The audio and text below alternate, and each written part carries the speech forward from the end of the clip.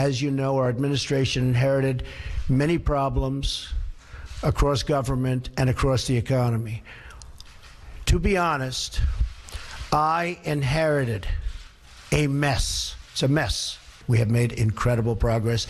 I don't think there's ever been a president elected who in this short period of time has done what we've done. I turn on the TV, open the newspapers, and I see stories of chaos. Chaos. Yet it is the exact opposite. This administration is running like a fine-tuned machine. What the hell was Donald Trump talking about? That was one of the many lies he presented yesterday at a hastily called news conference that was supposed to be announcing his new pick for labor secretary. Folks, it was a rambling and contentious hour and 15-minute train wreck that left reporters scratching their heads. Trump denied charges that he or any of his campaign staff ever spoke to Russian officials before the election. He claimed he did not direct fired National Security Advisor Michael Flynn to talk to the Russian ambassador about U.S. sanctions, but said this. I own nothing in Russia. I have no loans in Russia. I don't have any deals in Russia. No, I didn't. No, I didn't. No, I didn't. But Mike, excuse me. No, I fired him because of what he said to Mike Pence. Very simple. Can you say whether you are aware that anyone who advised your campaign had contacts with Russia during the course of the election?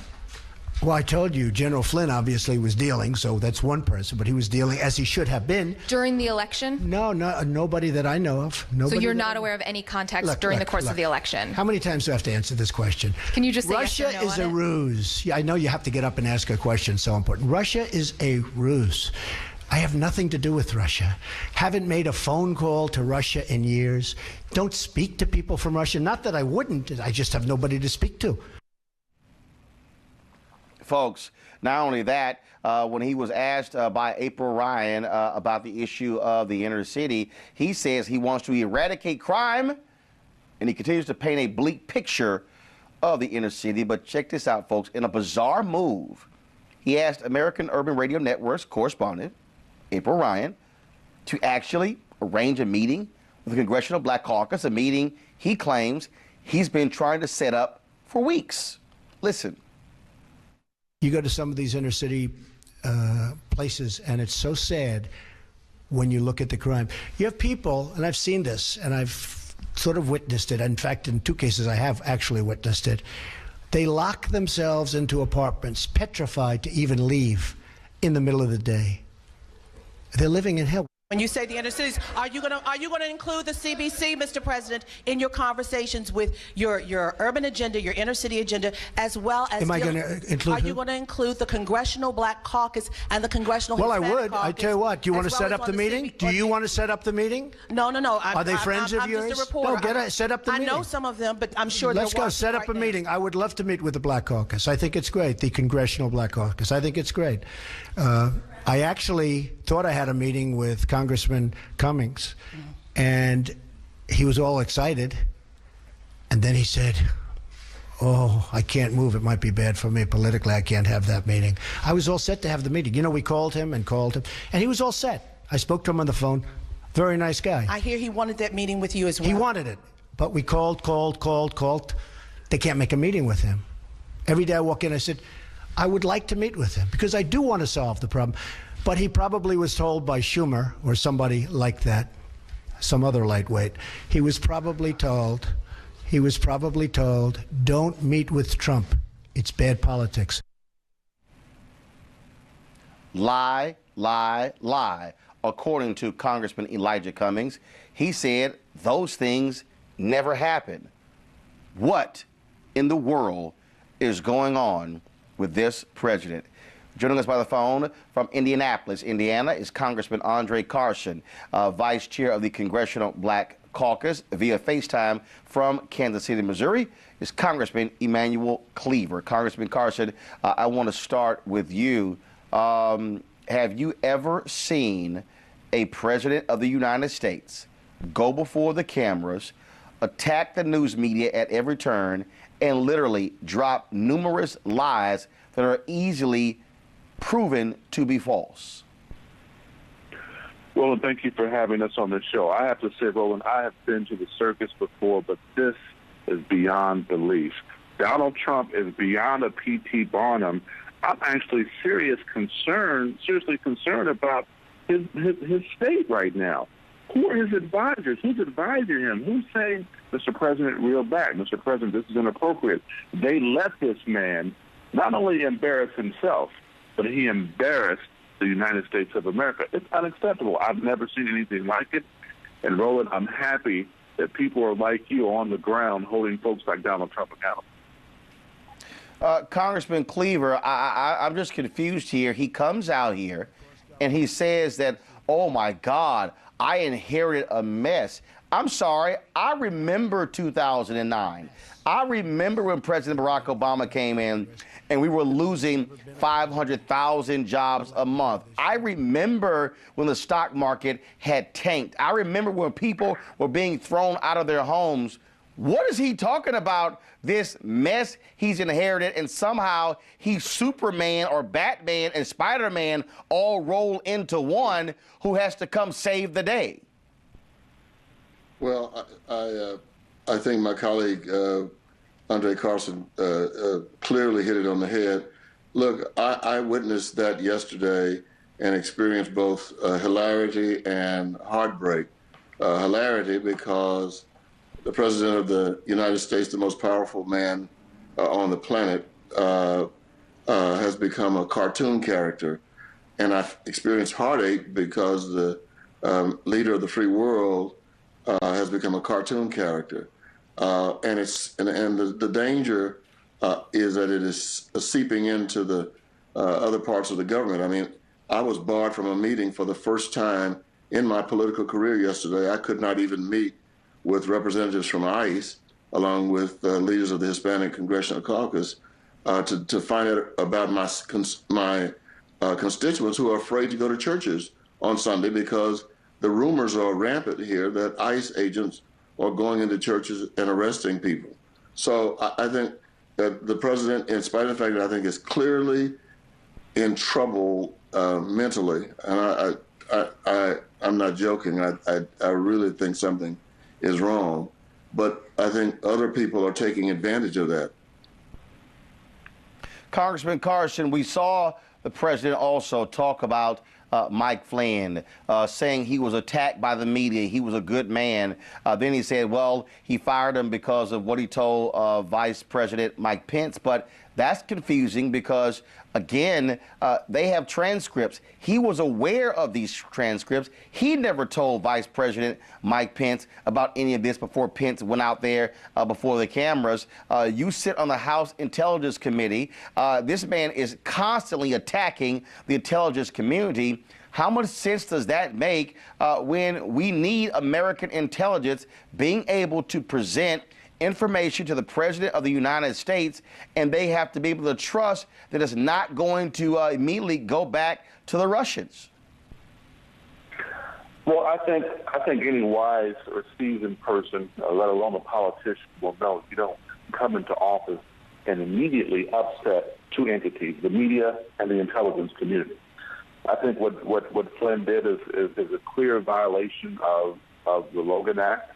I think that what this tells us, given Trump's ties to Russia, at least his associates' ties to Russia, is that he does not have a very high regard for our national security. Look, the job that Michael Flynn was supposed to treat with great care is about, one, speaking truth to power, no matter how unpleasant, but also asserting America's national security interest to the president, not acting on behalf of the president before Donald Trump was even sworn in, but in a way that I think is too cozy for my comfort with Russia, who has demonstrated herself to be arguably, next to China, our most formidable enemy. Congressman Cleaver, you heard Trump's comment yesterday asking April Ryan to set up a meeting with the Congressional Black Caucus. I mean, Congressman Cedric Richmond is the chair. Congressman Carson is the vice chair. I mean, my goodness, the CBC is the largest bloc in the House Democratic Caucus. He lied about Cummings in this meeting, saying that that he was afraid to meet with him. Will the Congressional Black Caucus meet with President Trump to lay out their list of demands they want him to address when it comes to Black America? Well, I have had a conversation with our chair, Cedric Richmond. I think that the White House is going to need to reach out to him, and I doubt seriously if the entire caucus will meet with the president right now. But let me just tell you, I know Elijah Cummings quite well. In fact, he was just here in Kansas City 2 weekends ago with me. And if he says that he didn't call the president, he didn't call the president. And I guess the president went on to say that he was excited about the possibility of a meeting. It's, as you said earlier, it's too verifiable to lie about. I mean, all you have to do is, if it was that important, somebody could check the White House records and find out that he did not call. But I think the fact that he didn't know what the CBC was. I mean, he was confused when April actually said the CBC is insulting. But the other part of it is, I was just glad he didn't ask her to sweep and mop, thinking that she was a part of the White House staff. The White House, a cleanup squad, because black woman asked a question. Set up a meeting with the CBC. I mean, I thought if it hadn't been so sad, it would have been laughable. Congressman Carson, I talked to Omarosa Manigault, who's a senior advisor to the president. She was there when the Congressional Black Caucus had its swearing-in ceremony. She said she's been in consistent communication with Congressman Cedric Richmond about setting something up. Clearly, Trump is not listening to her or talking to her when she said she's been trying to do so. Do you believe that it's important for President Trump to meet with the Congressional Black Caucus? Will you advise Congressman Richmond to actually take the meeting? And I also know for a fact that black Republicans, they really want this meeting to take place because it took President Barack Obama a year to meet with the CBC, and they want to be able to say that Trump met with the CBC faster than President Obama did. Your thoughts, Congressman Carson? Well, I think that's an important point to raise. I served under the esteemed Reverend Congressman Emanuel Cleaver when that meeting took place. And I don't think it's out of order for the White House to reach out to Chairman Richmond and facilitate a meeting, and those members who are interested in attending can attend. We sent him a letter over a month ago outlining issues, Roland, dealing with education, dealing with safe communities, equal justice under the law, tax reforms, investments in infrastructure, criminal justice reform. And his administration has yet to respond. And if they can't even respond to a letter, I don't want this meeting to take place and be entrenched in symbolism only. If we don't get to leverage our voting bloc and remain the conscience of the Congress without yielding tangible results, a meeting is unnecessary. But I will say this. As the old adage goes, if you're not at the table, you're on the menu.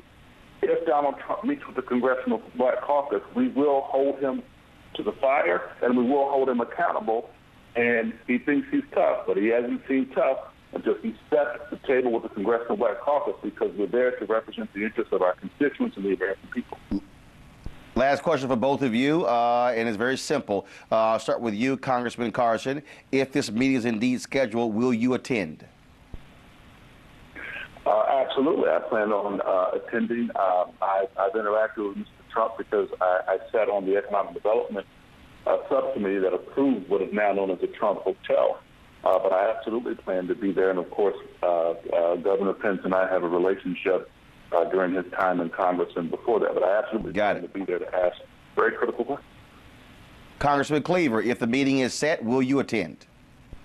Reluctantly, I probably would. And the reason I say reluctantly is because the way in which this is being done, he has essentially called Elijah Cummings a liar. He mistreated John Lewis, who is revered by every member of the caucus. And I don't know what he's going to do between now and the time that he issues an invitation. As I said, I'm glad that, April is not working. And I'd hate to go over there and then he'd tell us that we need to cut the South line, thinking that we are part of the cleanup crew or something. I don't know, Roland. I think that's a significant question, and it has to be dealt with. A lot will depend on how he continues to respond to issues related to the CBC, telling people how scared they are, telling me how afraid I am in my own community is not invitational. All right. Congressman Cleaver, Congressman Carson, we appreciate it. Thanks a lot for joining us on TV One. Good to be with you. Kickstart your day at 7 and get the news you need from the perspective you want. NewsOne Now with Roland Martin. Every weekday morning at 7 on TV One.